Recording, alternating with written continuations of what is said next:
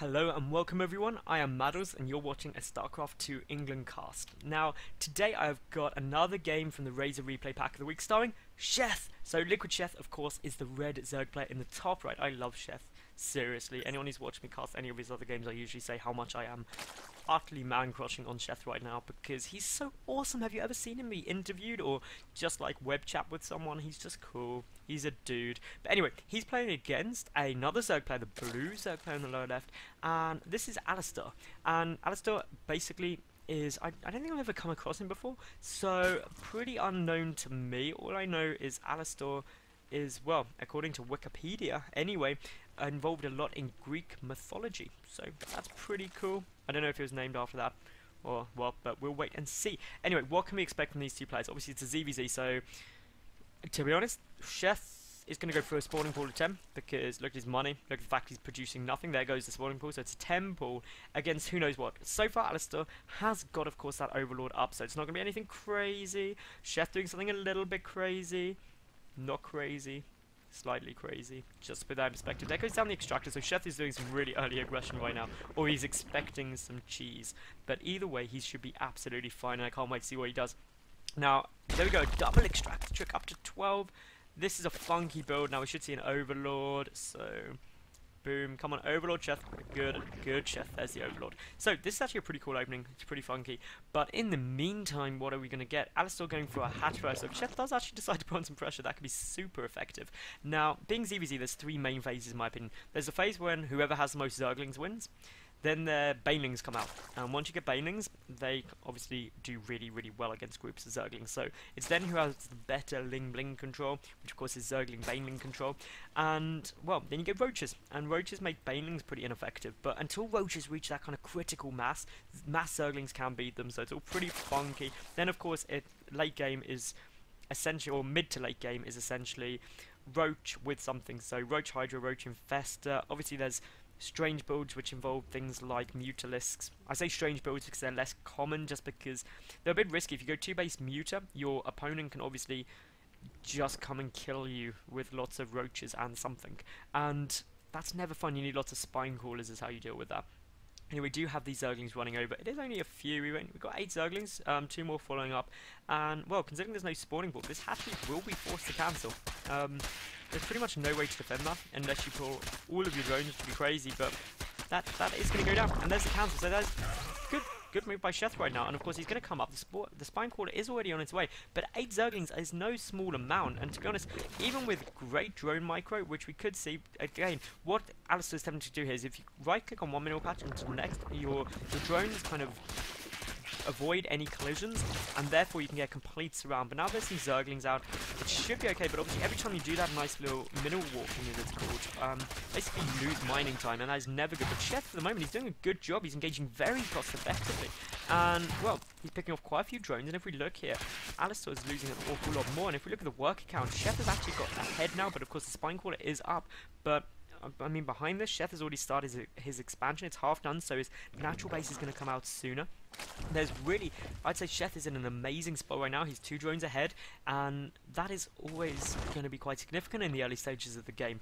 And I can't wait to see if AlaStOr is able to do something. He needs to counter aggression or do an awful lot of macro behind this rather. But of course the Queen's out for Sheth, so he's not going to have a lava advantage. The gas now out for Sheth as well, but more gas for AlaStOr at the moment. He is kind of running over with quite a few Zerglings. Zergling speed on the way already, so he will have the tech advantage for the moment.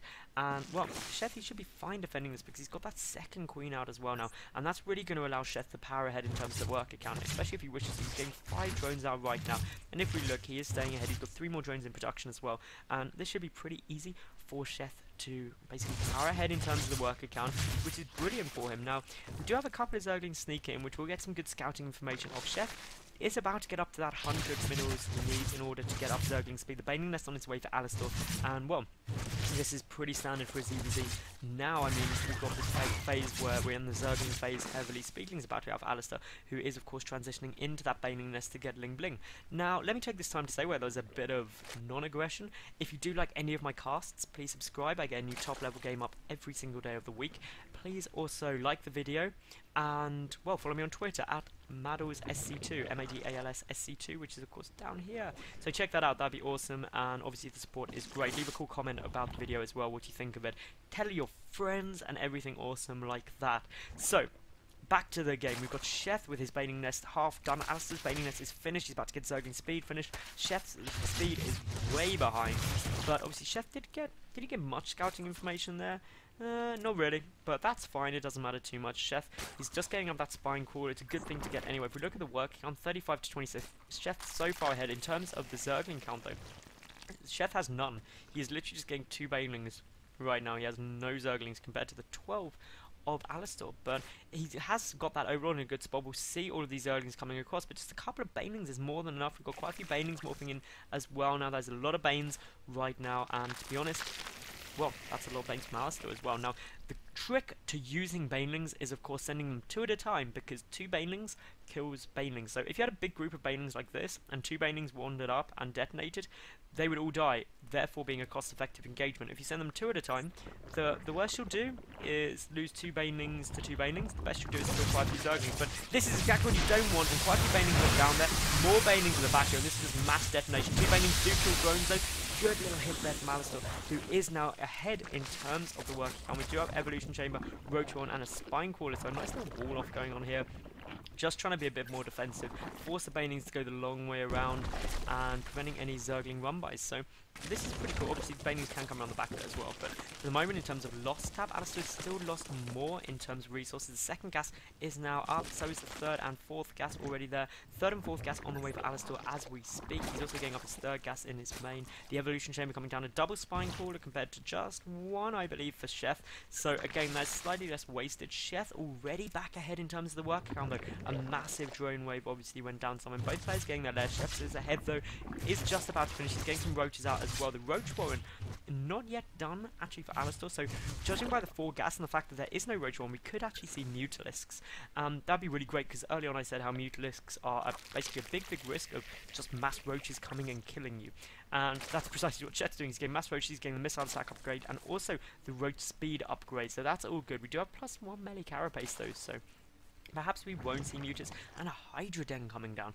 This is a bit more of an unusual build order. No Roach Warren, instead just going up Hydra. So Ling Bling Hydra, that's okay, but very weak to Banelings. That's the big problem I could foresee here. The Banelings could be a bit of a problem. Obviously with the roaches as well, they're very durable, they're very cost effective in the early stage. So obviously those Hydras do need shielding for something, and yes, Zerglings are okay at doing the shielding, but not if Banelings come in, and Banelings are on their way, but with the 2 Spine Crawlers, they should get taken down pretty easily, to be honest. 2 Spines and also the Queen basically means Banelings are no threat. We do have a lot of roaches on their way over, 9 Hydras in production, though they will finish before the roaches do manage to get to AlaStOr's base. Sheth needs to do quite big damage here. I mean, yes, he's slightly behind in the work count, but he's investing quite a lot. He's getting 16 Zerglings as well. Speed is, of course, done. The +1 missile attack will be finished, so will the roach speed as this hits. So, very nice timing. The Roach one on its way, the Infestation Pit for Sheth, and, well, +1 carapace finishing. So for the moment, Sheth does have the upgrade advantage. That's going to help him massively, but this is quite a tight choke to actually push into. And now, well, we do have quite a few Hydras. The Banelings are going to get good detonation off though. Need to be careful though. This is great shielding, a good attack arc here for AlaStOr. He's able to basically pump all of these roaches into a very small funnel, but the roaches still have an awful lot of HP, and well, Sheth is cleaning this up quite nicely. With the Zerglings in there as well, he's able to pick up those Hydras incredibly quickly, and of course all of these roaches stood up. The drones will take so long to kill off the roaches, but 2 Hydras are still there for the moment, but their damage output with just 2 of them is not really enough. 1 falls, the second one could go down. Transfuse going down on a Hydra. That is absolutely crazy. But here comes the reinforcements for Sheth, and Sheth is in such a strong position right now. He's killed so many workers, 23 dead in total over this match. That puts him 17 workers ahead in terms of supply count. He's getting the +2 missile attack, web pathogen glands, so he's transitioning into Roach Infestor very nicely. And after doing so much damage, he's in a great spot. He's also just about to finish up his 3rd base behind this. Of course, AlaStOr has no 3rd base even started yet. Some Banelings morphing in. Holy Banelings. 28 Banelings is really enough to just A-move and kill everything in your path. You can't really do anything to defend against that many Banelings. We don't have Baneling speed though, so obviously they are slow Banelings, but with just a couple of roaches, some more Zerglings coming in as well, we should literally just be able to see Sheth just go and kill. And that's precisely what he's doing, literally just walking forward. And very effective strategy that, if you've got the economy to do so. just built so many Banelings, you don't have to worry about being cost effective, but it didn't actually turn out as well as Sheth may have liked it to, although he has still somehow lost less units, which is of course great. His Pathogen Glands is finished, but the Infestors haven't been started yet, and of course a lot of these Overlords will now get picked off by the Hydralisk, so Sheth's going to have to play the defensive game, now getting some Infestors out. Once those Infestors pop, it's going to put him in a very, very strong position. If we look in terms of the army tab, it is 30 to 52 army supply in AlaStOr's favour, but Sheth 25 workers ahead. If we look at how that affects the income, well, a lot basically. It's probably best shown like this. I mean, Sheth doing a lot more in both gas and mineral income compared to AlaStOr. This creep spread, nice, just giving a good bit of vision. We do have some cancels going down on those extractors. Clearly, Sheth is slightly concerned about the fact that that base may go down. We've got a lot of units. This is a big commitment. There's been no drones, obviously, from AlaStOr, who is still so far behind. But, of course, here comes in the Infestor. One big fungal growth goes off. A second big fungal growth goes off. Of course, that's very, very effective against roaches. That's dealing an awful lot of damage. The third Infestor comes in. All needed one more big fungal growth. There we go. That fungal not as big as it could have been. It's still pretty nice. AlaStOr does have the better attack arc. And he's basically got a lot of force in his push, a lot of roaches coming in. Now, if I was Sheth, I'd just abandon this third base. Perhaps should have pulled the drones back slightly quicker. There was no way he was going to hold that. Needs to run back, needs to play it safe, use that spine crawler, because if he defends this, of course, at the end of the day, he is still 20 workers ahead, which is absolutely great. And Sheth should be aware that a couple of infested Terrans getting thrown down. Sheth even may hold his third base, but the third base getting targeted down, that is great in terms that it picks off your opponent's third, but it means you lose an awful lot of units right now. The Hive is incredibly slow off creep. Of course, that's going to get changed with a Hive Tech upgrade in Heart of the Swarm. And now these roaches coming around the back, just trying to pick everything off. AlaStOr does have, for some reason, a Queen over here. The Queen does have enough energy for a Transfuse. That could be quite nice. The Transfuse does go down now. And to be honest, I'd say the attack arcs are pretty similar for both these players. Sheth does also have a lot more roaches, and AlaStOr just leaves the game. So that was a nice show of how Sheth defended well, and basically his early game strategy was very effective. It wasn't an all-in, it did allow him to transition into the mid-game very, very effectively with a good economy. Now guys, if you did like the video, subscribe, leave a cool comment, thumbs up or like it, follow me on Twitter, and basically tell all your friends about me. That'd be awesome, and I'd love to get some cool comments about what you thought of the casting, the game and the players. But most importantly, thank you very much for watching, and tune in again. New top level games up every single day of the week. I'm Maddles, and you've just watched a StarCraft 2 England cast. Bye for now.